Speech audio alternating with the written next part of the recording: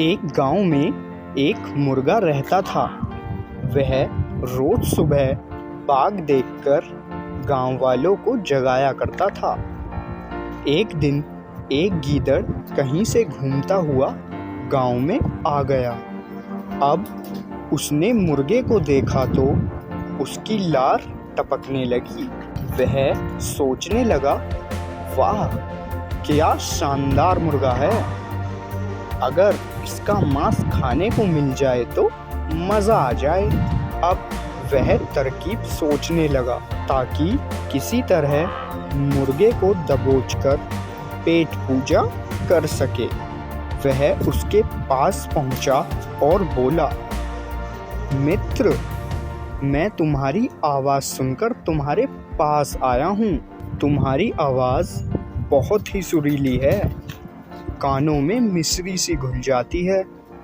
मन करता है दिन भर सुनता रहूं। क्या तुम एक बार मुझे अपनी सुरीली आवाज़ सुनाओगे? मुर्गे की कभी भी किसी ने इतनी प्रशंसा नहीं की थी। वह गीदड़ की बात सुनकर बहुत खुश हुआ और उसे अपनी आवाज़ सुनाने के लिए ज़ोर ज़ोर से कुकड़ू करने लगा। गीदड़ इसी फिराक में था। उसने देखा कि मुर्गे का ध्यान उसकी ओर नहीं है, इसलिए अवसर पाकर उसने मुर्गे को अपने मुंह में दबा लिया और जंगल की ओर भागने लगा। जब वह जंगल की ओर भाग रहा था, उस समय गांव वालों की दृष्टि उस पर पड़ गई। वे लाठी लेकर उसे मारने के लिए दौड़े। गीदड़ डर के मारे और तेजी से भागने लगा। मुर्गा अब तक उसके मुंह में दबा हुआ था। तब मुर्गे ने कुछ तरकीब सोची।